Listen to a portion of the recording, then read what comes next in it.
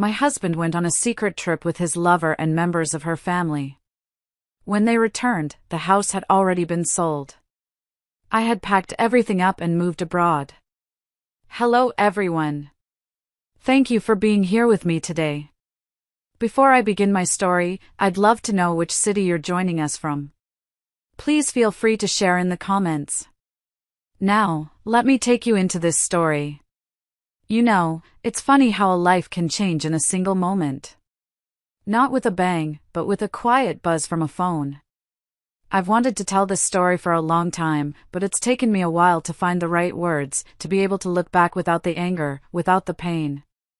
It's a story about marriage, about the kind of betrayal that cuts deeper than bone, and about finding a strength you never, ever knew you had. It's my story. And it all started on a quiet Wednesday evening, the kind of evening that feels so devastatingly normal, you'd never guess your entire world is about to be set on fire. I was setting the last platter of roasted chicken on the dining room table when my phone buzzed. The chicken skin was golden brown and crispy, just the way Richard liked it, and the whole house smelled of rosemary and garlic. I had spent the better part of the afternoon cooking, carefully arranging the table with our good china, even lighting a couple of candles. He'd been so stressed at the law firm lately, and I just wanted to create a little pocket of peace for us, a nice meal where we could reconnect. I remember smiling as I picked up the phone, thinking he was calling to say he was just a few minutes away. A quick glance at the screen showed his name, and I felt that familiar little flutter of warmth. Hello, I answered, wiping my hands on a dish towel as I hit the call button, ready to tell him to hurry home before the food got cold. Carolyn, we need to talk. Richard's voice was as calm and distant as if he were discussing tomorrow's weather. There was no warmth, no affection. Just flat, matter of fact. The kind of voice you use with a subordinate, not your wife. My smile faltered. Is everything okay? I asked, a knot of unease tightening in my stomach. Everything's fine, he said, and the casualness of it was a cruelty in itself. Listen, next week on Wednesday, the whole family is heading to Palm Springs for a week.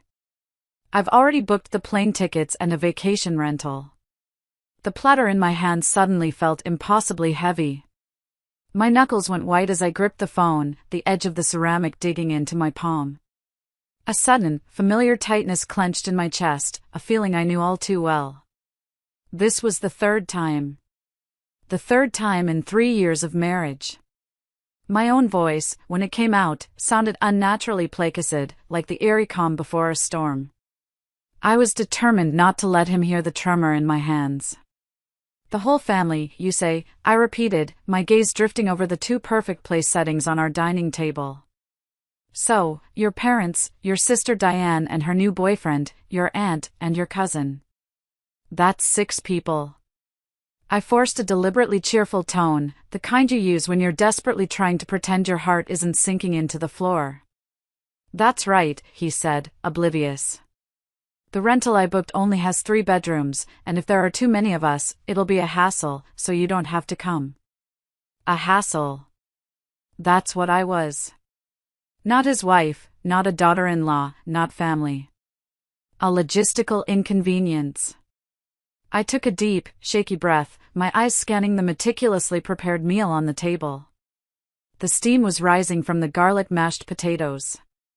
All that effort, all that care, all my hopes for a quiet, healing dinner together, was now destined for the garbage. Oh, I see, I said, my voice sounding like a distant echo even to my own ears.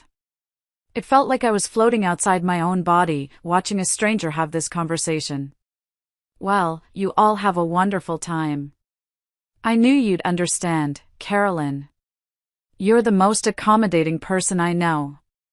I could hear his sigh of relief through the phone, and it felt like a physical slap in the face. Accommodating. He meant compliant. He meant I wouldn't make a scene. Oh, and while I'm gone, don't forget to water the flowers in the garden and my succulents. The little one on the windowsill is looking a bit dry. Right. Okay. The succulents, I repeated numbly. I hung up, standing frozen in the middle of the dining room. The phone screen went black, and it felt like a light had been extinguished inside my heart. The third time. The first time, the excuse was that I had just suffered a miscarriage, and a long trip would be too much for me. I was grieving, vulnerable, and I believed him. Of course, he was just being protective. The second time, my job was too demanding, and it would be hard to take time off. I was disappointed, but I accepted it. I needed to be supportive of his need for a family vacation. This year, he hadn't even bothered with a convincing excuse. I was just a hassle. Slowly, like an automaton, I began to clear the table, scraping the untouched food into the trash can. The beautiful roasted chicken, the creamy potatoes, all of it. My hands were trembling uncontrollably. Suddenly, a plate slipped from my grasp. I watched it fall in slow motion before it hit the tile floor and shattered into 100 pieces. The sound echoed in the silent house. The shards scattered across the tile, glittering under the kitchen lights like jagged little diamonds. I just stared at them. They looked so much like me at that moment. A marriage that seemed so brilliant and perfect on the outside, yet crumbled into nothing at the slightest touch. My phone buzzed again, making me jump. It was the family group chat. A message from my mother-in-law, Mrs. Peterson. "Guys, we're doing Palm Springs again this year. We leave Wednesday, so don't forget the sunscreen. They say it's going to be hot." A flurry of celebratory emojis followed from Diane, his aunt, his cousin. I stared at the words. The whole family. My eyes welled up with hot, angry tears. To them, I wasn't family. I was just a stranger, an unpaid housekeeper who watered the succulents. I sank to the floor, my knees pressing against the cold, hard tile, and began to pick up the ceramic pieces one by one. I didn't even notice when a sharp edge sliced my finger, not until I saw a single drop of bright red blood well up against the white porcelain. The physical pain was a dull throb, nothing compared to the sharp, twisting ache in my soul. My phone rang again, and the sound made my whole body flinch. It was my best friend, Brenda, on a video call. I quickly wiped my eyes with the back of my hand, took a shaky breath, and tried to plaster a smile on my face before I answered. "Brenda. Hey. You wouldn't believe the angry client who came into the office today," I started, trying to launch into some normal, everyday story to cover the cracks in my voice. Brenda's cheerful expression faded instantly. She squinted, bringing her face closer to her phone's camera. "Carolyn? What's wrong with you? Your eyes are all red. Are you crying?" "What?" "No, of course not," I lied, forcing a laugh that sounded brittle and fake even to my own ears. "I was just cutting an onion for dinner and they started stinging like crazy."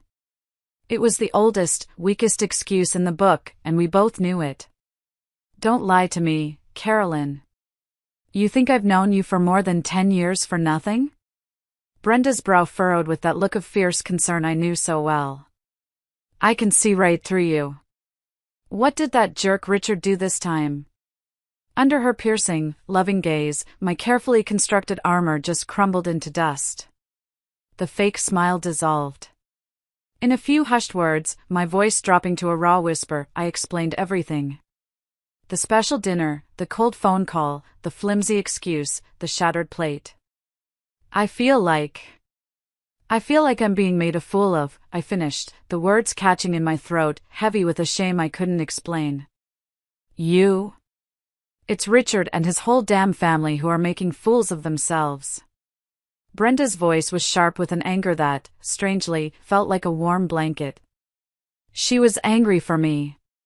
"Carolyn, for God's sake, wake up. These people don't see you as family." I fell silent. Deep down, I already knew it. I just didn't want to admit it to myself, because admitting it meant admitting my marriage was a failure. 3 years ago, at our stunning wedding at that beautiful vineyard, Richard had knelt before all our friends and family and promised me a lifetime of happiness. The image was still so vivid in my mind. How had we gotten here in the blink of an eye? Carolyn, Brenda's voice suddenly turned serious, all business. You remember you signed a prenup, right? I nodded, feeling a chill. It was a month before the wedding. Richard had suddenly brought it up, claiming it was a family tradition, a formality for his family's legal practice. Although it made me uncomfortable, I signed it. I loved him. I wanted to prove to him and his family that I wasn't after his money. What a fool I was. The house is in your name, right? That's clear property, she pressed, her eyes narrowed. It was a wedding gift from my parents, I explained, the words tasting like ash. They paid the entire down payment. The inheritance from my grandmother. We registered it as my separate asset, only in my name. But, after we got married, Richard kept insisting we add his name to the deed. He said it was for appearance's sake, that all his colleagues at the law firm had their names on their deeds and it was embarrassing for him. Brenda's forehead wrinkled in disgust. And you did it? I did, I whispered. He wore me down. Okay, she said, taking a breath. Listen to me carefully. This is important. Who paid for the renovation? Mostly me, I admitted, feeling smaller with every word. I used the money I'd saved from my salary over the years. About $70,000.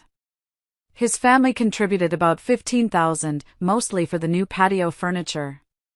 Do you have proof? Receipts? Contracts for the work? Yes, I said, a tiny spark of something igniting within me. I'm meticulous. I kept a folder with everything. Good. That's very good, Brenda said, a hint of relief in her voice. She paused, then asked another question that made my stomach drop. How much does Richard actually earn? Do you have any idea? The question left me blank. Since we got married, we'd each managed our own money. It was his idea. He said it was more modern. He had told me his salary was about $100,000 a year. He gave me $100 a month for household expenses. The rest, he said, he was investing for our future. Anne. I've been paying the mortgage on the house, I added, my voice trailing off. All of it. Every month. The words sounded utterly ridiculous, even to me. He said he had to have a cushion for medical expenses for his aging parents. Brenda slammed her hand on her desk. I heard the thud through the phone.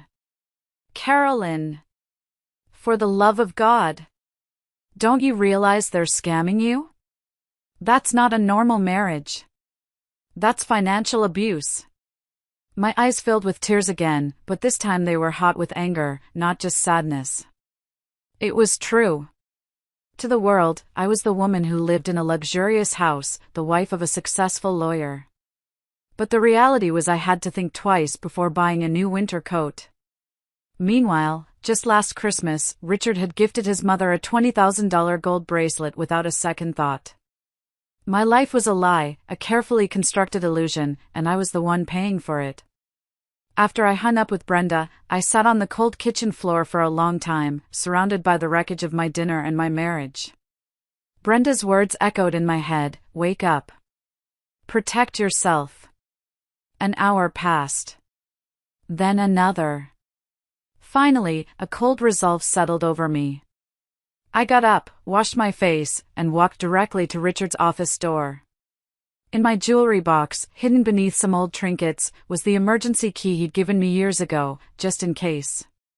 When we got married, we promised to respect each other's privacy. I had never once considered breaking that promise. Tonight, I was going to shatter it into a million pieces. The sound of the key in the lock seemed unnaturally loud, a gunshot in the silent house.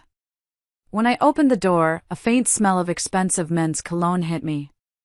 The office was impeccably tidy, almost sterile. Law books on the shelf were arranged by height, a perfect, rigid line. There wasn't a speck of dust on his large mahogany desk. I started with the drawers, my heart pounding a nervous rhythm against my ribs.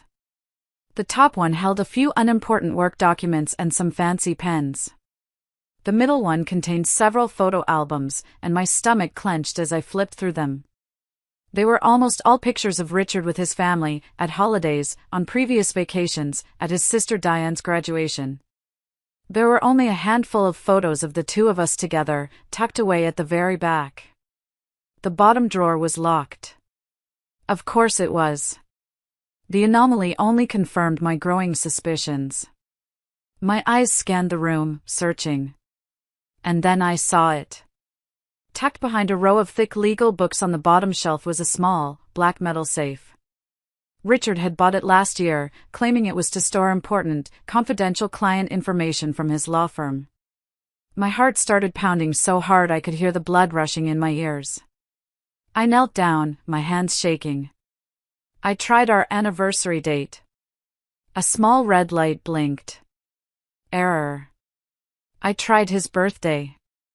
Error. I felt a surge of despair. What else could it be? Then, a bitter thought crossed my mind. On a whim, my fingers trembling with a mix of anger and dread, I entered his mother's birthday. The safe opened with a soft, electronic click. Inside, there was a stack of well-organized documents. On top of everything was a thick manila folder labeled property. My heart went cold as I opened it and pulled out the property deed. It was the deed to my house, the house my parents' inheritance had paid for. But under the owner section, it clearly stated Richard Peterson and Carolyn Miller, in joint tenancy. My breath caught in my throat. I remembered the day we went to the lawyer's office to add his name. It was supposed to be a tenancy in common, giving him a small minority share. This was different. Joint tenancy meant he had right of survivorship. It meant he owned half of everything. My parents' legacy, my life savings, half of it was legally his. He had tricked me. My hands trembling so hard I could barely pick up the papers, I continued searching. I found several bank statements from an account I never knew existed. I unfolded the first one. The balance at the bottom of the page stunned me into silence. It wasn't the comfortable, but modest, savings I would expect from his salary. It was nearly $1.5 million. My eyes scanned the transaction history. Every single month, there were regular wire transfers, ranging from $3,000 to as much as $15,000, to an account under the name Heather Jones. At the bottom of the stack of documents was an elegant, dark blue velvet jewelry case. I opened it. Inside, nestled on a bed of white satin, lay a diamond necklace so brilliant it stole my breath. I had never seen it before in my life. Tucked underneath was the receipt. It was from Tiffany's. The price exceeded $25,000. The purchase date was October 12th of last year. My birthday. My gift from Richard that day had been a simple bouquet of flowers from the grocery store. Under the case was one last thing. A photograph. Richard was at a beautiful resort pool, his arm wrapped tightly around a smiling, bikini-clad young woman. They were wearing matching swimsuits. On the back, in my husband's familiar, looping handwriting, was a note, "To my love, Heather. Palm Springs, August 2023. That was the exact week he had claimed to be on a stressful business trip in Chicago. My world didn't just crash.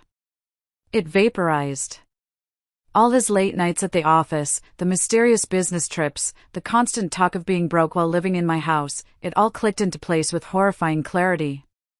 The vibration of my phone on the desk almost made me scream. It was a text from Richard. "Honey, I won't make it for dinner tonight. Have a work dinner." I stared at the message, then looked at his profile picture. He was sitting in a luxurious restaurant, holding a glass of red wine. Reflected in the curve of the wineglass was the unmistakable silhouette of a woman with long hair and a hand with bright red painted nails resting on the table. In that moment, all the grief and confusion vanished, replaced by a strange, icy calm. I wasn't paranoid or overly sensitive. I was just an idiot who was being played for a fool. Calmly, methodically, I took out my phone. I took pictures of every single page, every single document, every single damning piece of evidence. I sent them all to Brenda's encrypted email account. Then I put everything back in its place, closed the safe, and left the office, shutting the door on 3 years of lies. Richard came home around 10 o'clock that night. I was sitting on the living room sofa in the dark, waiting. I had been sitting there for hours, the photos on my phone burning a hole in my mind. He stumbled in, smelling of expensive alcohol and a sweet, floral perfume that wasn't mine. "Honey, you're still awake," he slurred, fumbling with his shoes. He came over to where I was sitting and leaned in to kiss me. I turned my head away, and his lips met the cold air. "You smell like perfume." "I don't like it," I said, my voice completely devoid of emotion. Richard paused for a moment, surprised, and then let out a short, dismissive laugh. "It was for work, honey. You know how it is." It must have rubbed off on me a little. Those clients were really strong cologne. "Oh, really?" I looked up at him, my eyes having adjusted to the dark. I could see his face clearly. "Is that Heather a client, too?" His expression froze. The drunken, jovial mask slipped, and for a second, I saw pure panic in his eyes. His whole body seemed to sober up instantly. "What? What are you talking about? Who's Heather?" "Nothing," I said, standing up. The scent of her perfume was making me sick. It just occurred to me. You must be exhausted, having to entertain that client so many times a month, taking her on all those business trips. I walked past him and went straight into our bedroom, leaving him standing there in the living room, his face shifting from red to white under the dim light. As I closed the bedroom door, I leaned against it, my legs feeling weak. I heard his nervous footsteps outside, and then his voice, a frantic, hushed whisper on the phone. He was undoubtedly calling Heather, warning her, trying to get their stories straight. A few minutes later, a message from Brenda lit up my phone. "Evidence received. Holy cow, Carolyn. With this, he's done. Come to my office first thing tomorrow. And this time, listen to everything I say." I lay in bed and stared at the ceiling. My mind was strangely, terrifyingly calm. The old Carolyn would have spent the night weeping, her heart shattered. The Carolyn lying there now just felt like laughing. A cold, bitter laugh. Richard eventually opened the door and slipped into bed beside me, careful not to make a sound, as if nothing had happened. He deliberately held his breath, pretending to be asleep in the darkness. "Richard," I broke the silence suddenly, my voice cutting through the quiet room. "What resort are you going to in Palm Springs?" His body tensed visibly beside me. "Just a normal resort. One that the law firm has a deal with." "Oh, really?" I let out a small, humorless chuckle. "It's not the Oasis Club again, is it? I've heard the private villas with the pools there are super expensive." Richard sat bolt upright in bed with a gasp. "Have you been spying on me?" "Spying?"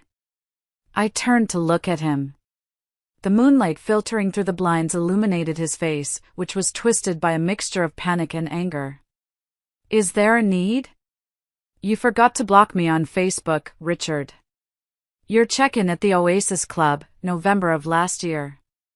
By the way, the Tiffany's necklace in the picture Heather posted that week was beautiful. A very generous gift." His face contorted into an ugly snarl. "Carolyn, how dare you go through my phone?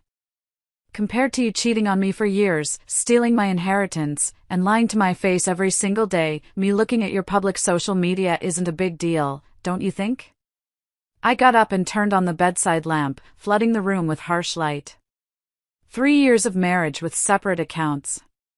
3 years I've been an idiot, serving your entire family, paying the mortgage on my own house, and it turns out you had someone else on the side the whole time. Richard, you really don't disappoint me."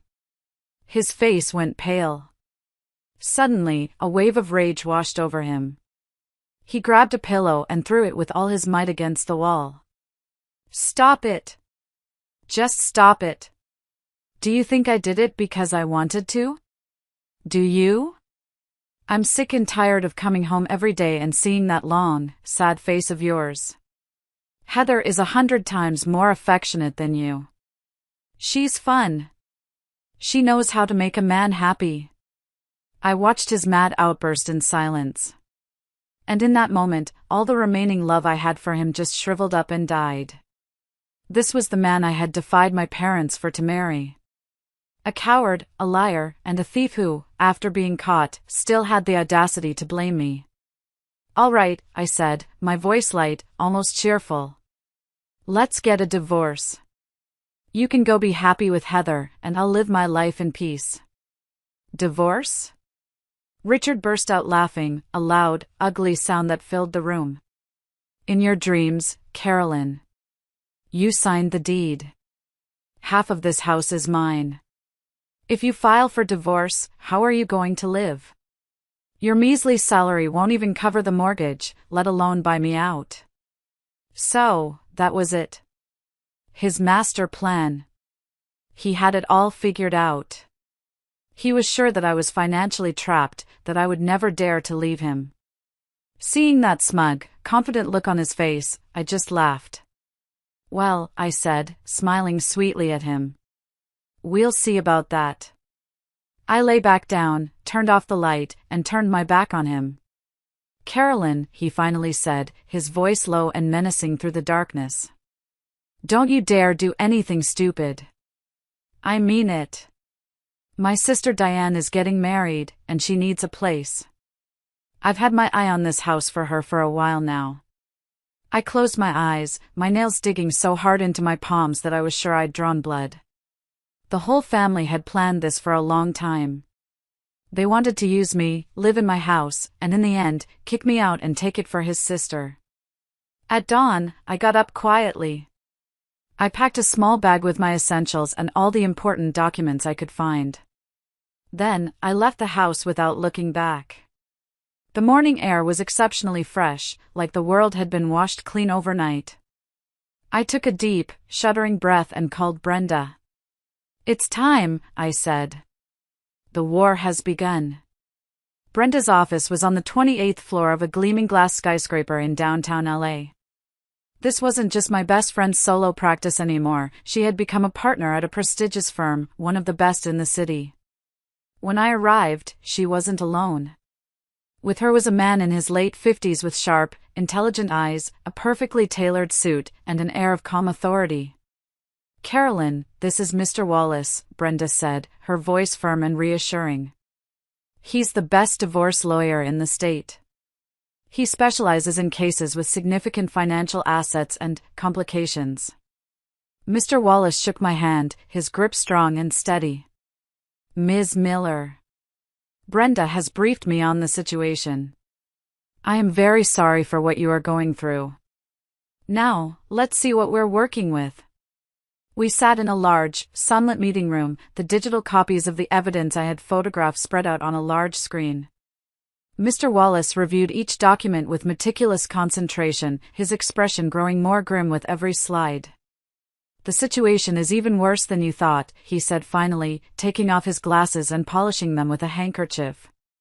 According to these bank statements, over the last 2 years, Richard has transferred a total of $330,000 to this Heather person. In the eyes of the court, this is a clear act of dissipation of marital assets. That is a significant sum we can claw back in the divorce settlement. I just nodded in silence, the number echoing in my head. $330,000. The equivalent of nearly 5 years of my salary, and he had given it away so easily. But this, Mr. Wallace said, clicking to a new set of documents his firm's investigator had pulled overnight, this is the most serious offense. He pointed to the screen. 3 months ago, Richard took out a second mortgage on your property for $800,000. The purpose listed on the application was home renovation. But you didn't have any recent renovation plans, did you? $800,000? I looked up in shock, my blood running cold. He didn't say a single word to me. He wasn't going to tell you, Mr. Wallace said gravely.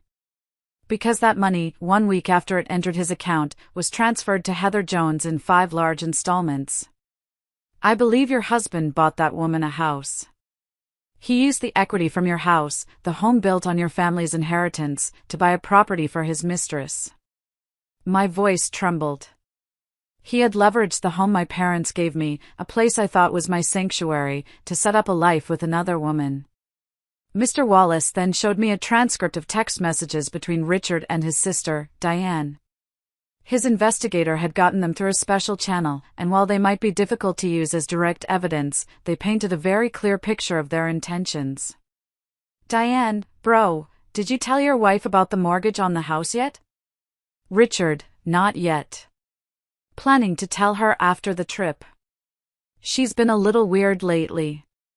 Think she suspects something with Heather. Diane, so what? My fiancé and I need to make a down payment for the condo we saw next week.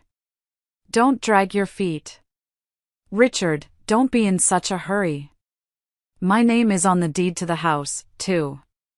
Even if she objects, she can't do anything. If she gets difficult, I'll tell Mom to talk to her. She always listens to Mom. I stared at the screen, a heavy rock crushing my chest. They had planned it all. Legally, to get a mortgage on a property with joint tenancy, the consent of just one of the owners is sometimes enough, especially if he forged her signature, which I suspect he did, Mr. Wallace said seriously. If they had finalized everything first, you would be in a very difficult, very expensive legal battle. Then what do I do now? I clenched my fists, my knuckles white. We beat them to it, a sharp, determined light gleamed in Mr. Wallace's eyes. We have to prove the joint tenancy deed itself was forged. You said you remembered it being a tenancy in common?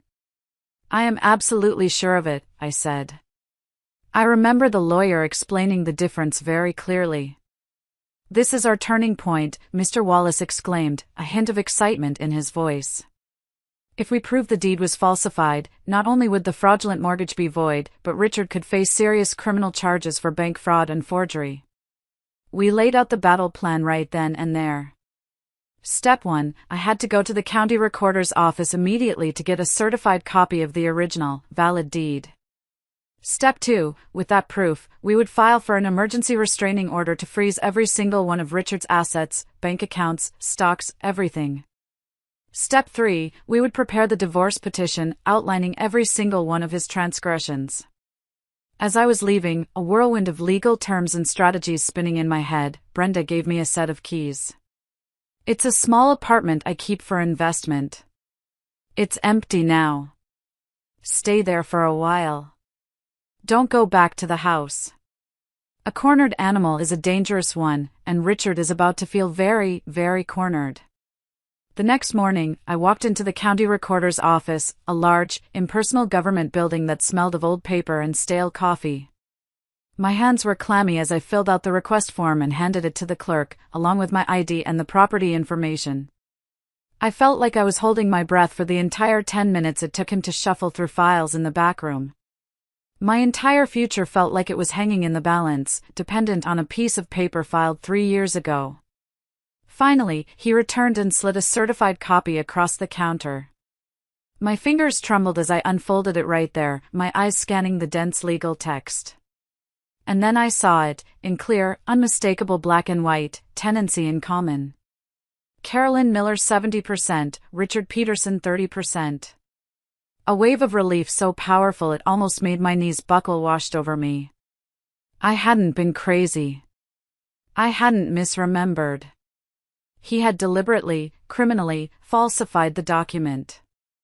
I immediately filed a lost deed report, a legal maneuver Mr. Wallace had explained would instantly invalidate the forged copy in Richard's possession. Then, I filled out an application for a prohibition on disposition. In the reasons section, I wrote the words with a steady hand, alleged falsification of documents and suspected fraud by the co-owner. The house, my house, was finally safe. I left the building and walked to a small, greasy spoon diner across the street. I ordered a black coffee and just sat in a cracked vinyl booth, watching the steam rise from the thick ceramic mug. For the first time in what felt like a lifetime, the tight knot of fear in my stomach began to loosen. It was the first move in a chess game I never wanted to play, but it was a damn good one. Check. Just then, as I was taking my first sip of the bitter coffee, my phone rang. It was an unknown number, but something told me to answer it. "Is this Ms. Carolyn Miller?" a cheerful, professional voice asked. "This is Susan from Sun Realty. I'm calling about the listing for your house on Oakwood Lane. We have a fantastic cash offer, a buyer who is willing to pay $1,150,000. They want to close quickly. When can we meet to negotiate?" I was stunned into silence. The coffee cup clattered against the saucer. He had already put my house, our house, up for sale. He was going to sell it out from under me while he was on vacation with his mistress. The sheer, breathtaking audacity of it left me speechless. A cold, hard rage, clearer and more powerful than any emotion I had ever felt, settled over me. "Listen to me very carefully, Susan," I said, my voice low, steady, and deadly serious. "That listing is fraudulent. My husband does not have the authority to sell that property. The deed he showed you has been reported as lost and is legally invalid. This property is currently in litigation, and a prohibition on disposition has been filed with the county. If your agency proceeds one step further with this transaction, be prepared to receive a lawsuit from my lawyers for colluding in real estate fraud." There was a choked sound on the other end of the line, and then a hurried apology before she hung up. I put down my phone and took a long, slow breath. That was close. Too close. I immediately called Mr. Wallace to update him. Then, I made my next call. It was to a moving company. That afternoon, 2 large trucks pulled up to the house on Oakwood Lane. The process of packing was methodical and strangely therapeutic. I walked through the rooms, deciding what was mine and what was a part of the lie I was leaving behind. The books from my college years, the paintings I'd bought at local art fairs, the clothes I'd purchased with my own hard-earned salary. I left behind everything he had ever given me, the jewelry, the clothes, the furniture. It wasn't much. As the movers loaded the last box onto the truck, I took one final look at the place I once called home. I didn't feel a single ounce of nostalgia. Just the quiet satisfaction of a door closing firmly and forever. I locked the front door with my key, walked to the community gatehouse, handed the key to the doorman, and informed him that any future matters related to the house should be handled through my lawyer, Mr. Wallace. My new life had officially begun. A week later, I was sitting in Mr. Wallace's sunlit office, reviewing the final draft of the divorce petition, when my phone buzzed with a notification. It was from a tracking app Brenda had helped me install on Richard's flight itinerary. His plane from Palm Springs had just landed at LAX. The first sign of trouble for him came, as I later learned, at the airport rental car counter. I could almost picture it, Richard, tanned and smug from his week-long vacation with Heather, confidently handing over his American Express black card, only for it to be declined. The confusion on his face, the flicker of annoyance. He would have tried another card, then another. The growing impatience of the clerk, the line of people behind him starting to grumble. The ultimate humiliation for a man like Richard. The restraining order had worked. Every single one of his assets was frozen solid. They must have taken an expensive cab, because 2 hours later, the doorman from my old community called me, his voice strained. "Ms. Miller, Mr. Peterson and his family are here. His parents and his sister are with him. They're making quite a scene." Mr. Wallace and I headed there immediately. We could hear them before we even saw them. From a block away, my former mother-in-law's shrill, piercing voice cut through the quiet afternoon air of the manicured suburb. "My son is the owner of this house. His name is on the deed. Why won't you let him in? Did that woman bribe you? I demand to speak to your manager." We walked into the gatehouse to find the entire Peterson clan in a full-blown meltdown. Richard's face was a mottled shade of purple with rage. His sister Diane stood beside him, arms crossed, glaring at the doorman with contempt. His parents were shouting, red-faced and belligerent. I took a deep breath, straightened my shoulders, and stepped forward. "Father-in-law, mother-in-law," I said, my voice perfectly calm and clear, cutting through their tirade. "It's been a while. How was the trip to Palm Springs?" I allowed a small, knowing smile to touch my lips. I saw the photos. That family picture with Heather turned out beautiful. All four of them spun around in unison. Their faces were a priceless gallery of shock, guilt, and fury. "Carolyn!" My mother-in-law, recovering first, let out a shriek and lunged at me, her hands clawed, aiming for my hair. "How dare you, you ungrateful, wicked woman, treat my son this way?" Before she could reach me, Mr. Wallace stepped smoothly between us, blocking her path with his solid frame. "Ma'am, I am going to ask you to control yourself," he said, his voice low but carrying an unmistakable weight of authority. "Assaulting a person is a crime. And I must inform you, we are recording this entire situation." My mother-in-law's hand froze in midair. The color drained from her face, and she stumbled back. Well, Richard sneered, pushing his mother aside and stepping forward until he was just inches from my face. I could smell the stale airplane air on him. "So now you're bringing your high-priced lawyer to confront your in-laws. What exactly do you want, Carolyn?" "It's very simple, Richard," I said, looking him directly in the eyes, refusing to be intimidated. "I want a divorce. And I want to get back every single penny and every single asset that belongs to me." "Don't you dare dream of it," he yelled, spit flying from his lips. "My name is on the deed. That house is half mine." "Oh, really?" I pulled a folder from the leather briefcase Brenda had given me. I calmly opened it and presented him with the certified copy from the recorder's office. "This is the original, legally filed registration. The house is a tenancy in common. My share is 70%, your share is 30%. It's clearly specified. The joint tenancy document you've been using is a forgery. Which, by the way, is a felony." Richard's face went completely white. He stared at the paper as if it were a snake. "And that's not all," I continued, my voice gaining strength with every word. "You forged my signature on an $800,000 mortgage contract, that's bank fraud. You transferred over $300,000 of marital assets to your mistress. According to California law, in a divorce with proven fault of this magnitude, not only would you not be entitled to any part of the house, but you will have to pay me back for every dollar you stole, plus damages." His mother couldn't take it anymore. "That's impossible. My son has been supporting you for years. You ungrateful." "Supporting me?" I laughed, a real, bitter laugh that came from deep in my belly.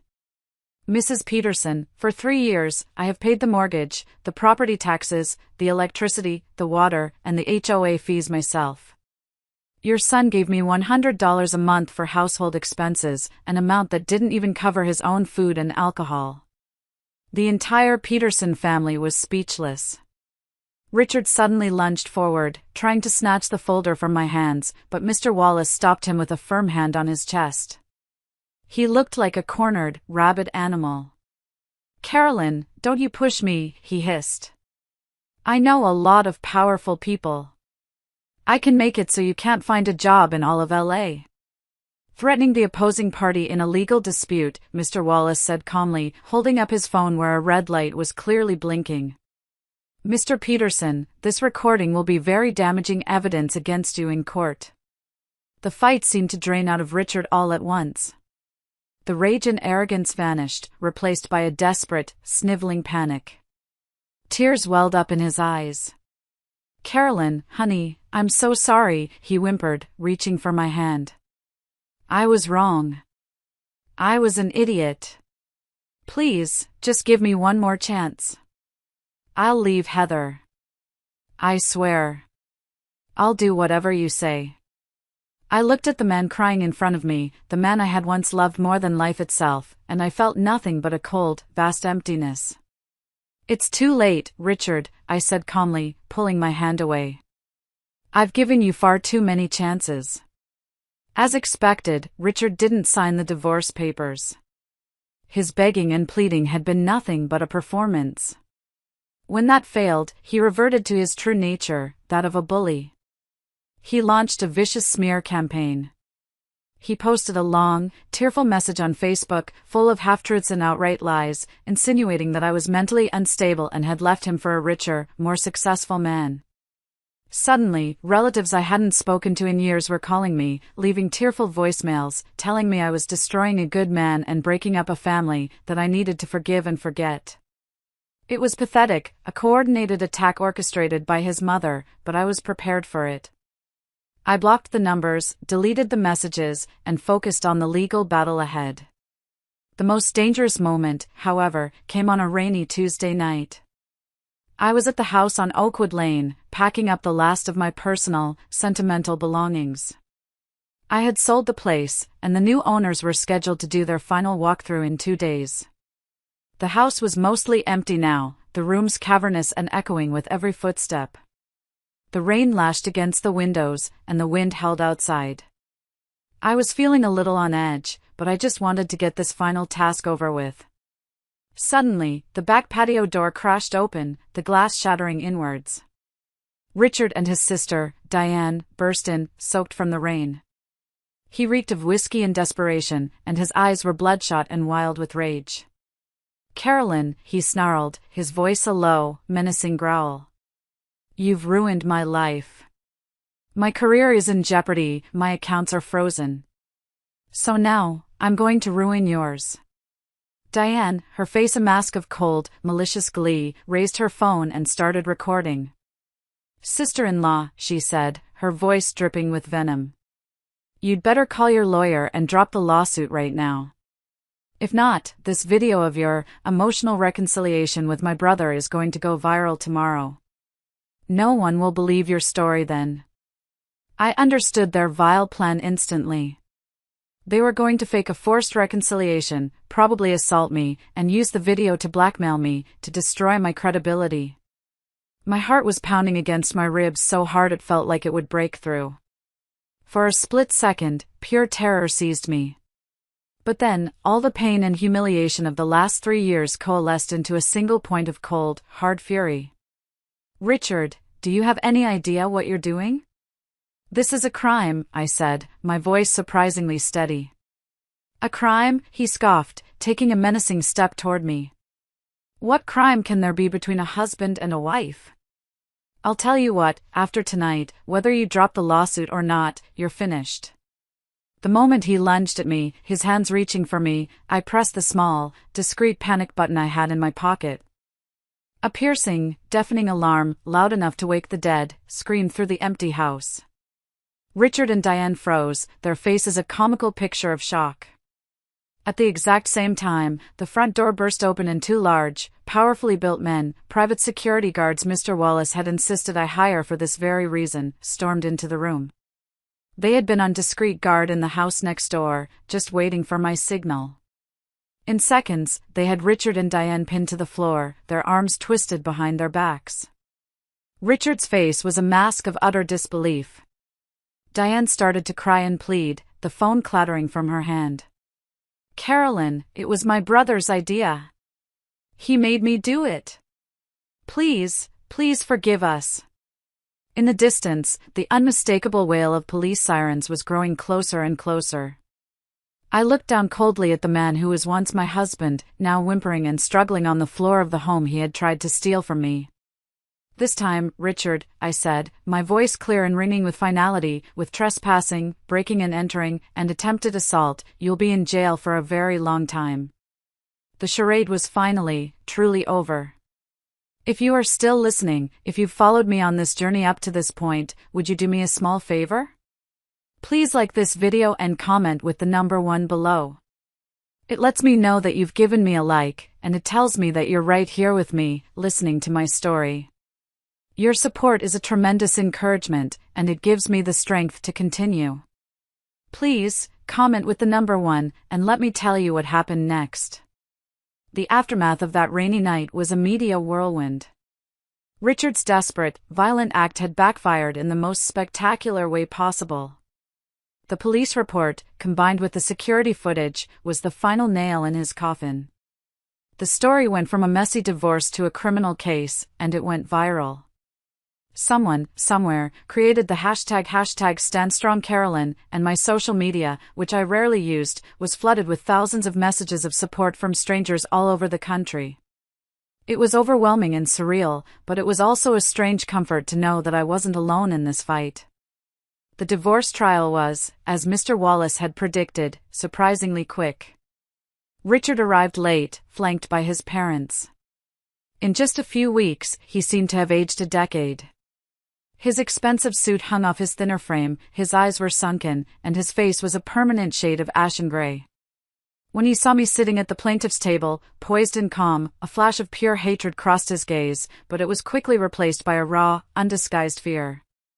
He knew he was facing not only the end of his marriage, but the end of his life as he knew it. His lawyer, a young, out-of-his-depth associate from his father's firm, tried to argue that the money transfers were simply gifts between friends and that Heather was a distant family cousin. But when Mr. Wallace presented the court with the intimate photos from Palm Springs, the explicit text messages, and the receipt from Tiffany's for the $25,000 necklace, even the lawyer was left speechless. The jury's collective gasp was audible. Regarding the falsification of the deed and the forged signature on the mortgage contract, Richard's defense had nothing to say. When the judge, a stern, no-nonsense woman in her 60s, asked Richard directly why he had done it, his answer stunned the entire room into silence. My sister was getting married, and her fiancé's family wasn't contributing anything to their new life, he mumbled, refusing to look at the judge. I wanted to help my family a little. And for that, you falsified legal documents, you forged your wife's signature, and you dissipated hundreds of thousands of dollars of marital assets, the judge asked, her voice severe. Mr. Peterson, as a lawyer yourself, were you not aware of the very serious legal consequences of your actions? Richard lowered his head and said nothing.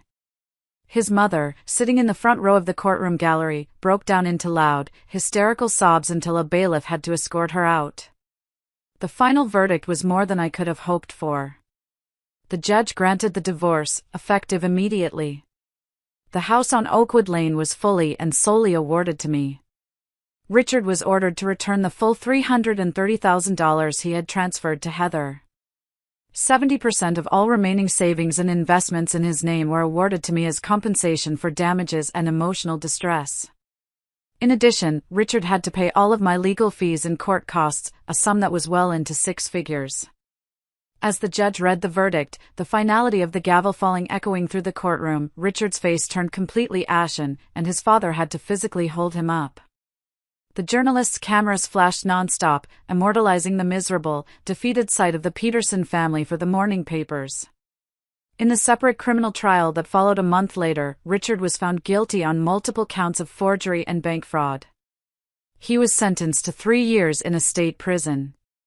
As I left the courthouse that final day, the bright California sunlight felt like a blessing. Justice, it turned out, wasn't just a concept in a law book. It was real. The first thing I did as a free woman was finalize the sale of the house. The closing was quick and clean. The buyer was a single mother with 2 young children, and her excitement about the backyard and the proximity to the local school was infectious. As she signed the last document, she took my hand. "Carolyn," she said, her eyes kind. "I've seen the news. You're a very brave woman. I want you to know, this house, in my hands, will be filled with nothing but love and laughter." My eyes welled up a little. That was exactly what the house, and I, needed to hear. A week later, I was on a plane, watching the familiar grid of Los Angeles shrink below me. Before everything had fallen apart, a multinational company I'd long admired had been recruiting me for a position. An opportunity had opened up in their Singapore office for a marketing director, overseeing the entire Asia-Pacific region. They renewed their offer, and I accepted without a moment's hesitation. I needed a new beginning, a place where no one knew my name or my painful story. The first few months in Singapore were an exhilarating blur of activity. The work was more challenging than anything I'd ever done, but I threw myself into it, grateful for the distraction. I was leading a new team, developing complex marketing strategies for a dozen different countries, and navigating a new and vibrant culture. On the weekends, instead of moping in my new, sterile apartment, I forced myself to explore. I wandered through bustling hawker centers, tried exotic foods I couldn't pronounce, and made a few new friends from work.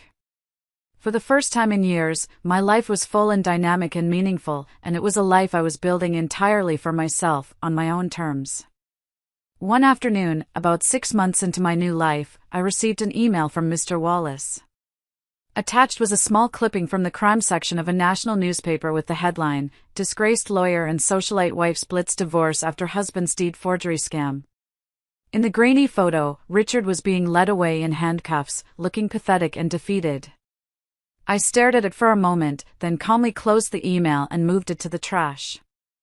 I felt nothing. No anger, no satisfaction, no pity. Nothing. His story was over. Mine was just beginning. I spent 8 wonderful, healing months in Singapore. My team managed to close 2 of the biggest contracts in the division's history, and the CEO publicly congratulated me at the company's annual meeting. I was thriving. But then, an offer came that I couldn't ignore. The parent company, the massive XG Group, wanted me back in the US.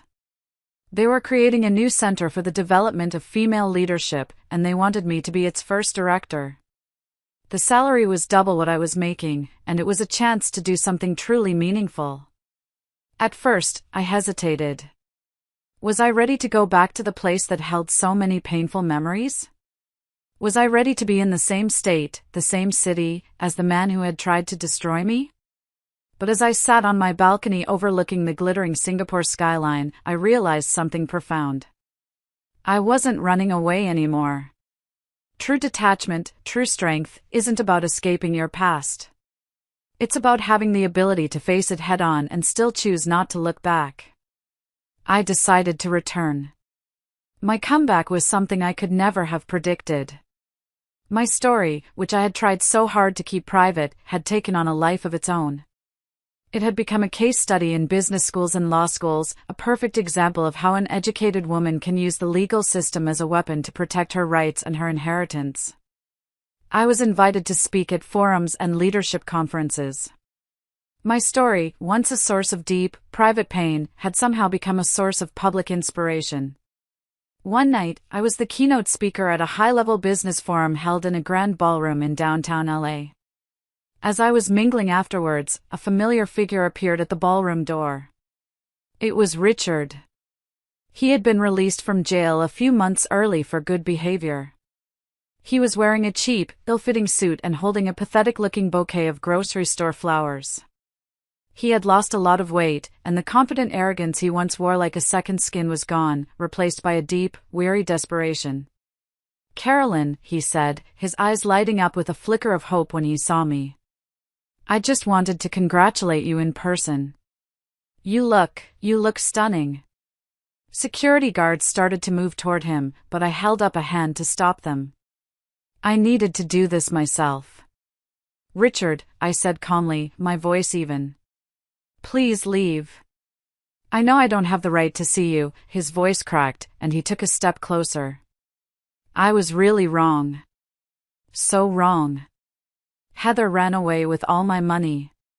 My mom had a heart attack from the shock and is in the hospital. I've lost my job, my law license. It's my karma. I know that. Seeing him cry, seeing him so broken, didn't evoke any emotion in me. The wound he had carved into my past was so deep that I no longer had the strength to even hate him. "Let's leave the past behind," I said, my voice gentle but firm. "I wish you the best, Richard, I truly do. But please, don't come looking for me again." He suddenly dropped to his knees right there on the marble floor of the ballroom. "Give me one more chance, Carolyn. Please. Just one more chance." Security, I turned and called, my voice ringing with a finality that could not be misunderstood. Please escort this gentleman out.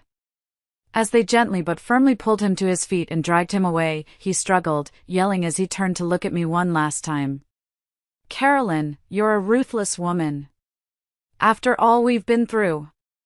I composed myself, raised my head, and returned to the event, the whispers in the ballroom fading behind me. After that night, Richard never appeared in my life again. With the arrival of spring, I bought a beautiful new apartment in LA with a balcony overlooking the city. The day of the signing, I made sure the deed was solely, unequivocally, in my name. That night, I stood on my new balcony, looking out at the endless sea of lights. A year ago, I was still Carolyn Peterson, a trapped and heartbroken wife. Today, I was just Carolyn Miller.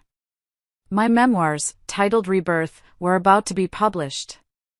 My editor had recently sent me a note suggesting I add a final chapter on how to build healthy relationships. He wrote, "Many readers will wonder if, after everything you've been through, you still believe in love." I sat down at my desk, opened my laptop, and on a blank page, I began to write. I believe in love, I typed, the words flowing easily. But I believe more in myself. True security never comes from another's promise, but from the unshakable confidence in your own strength, your own worth, and your own ability to rise from the ashes. Thank you all so much for listening to my story. If any part of it resonated with you, if it gave you a little bit of strength or hope, please consider sharing it. You never know who in your life might need to hear that they are not alone. Take care of yourselves, and never, ever forget your own worth.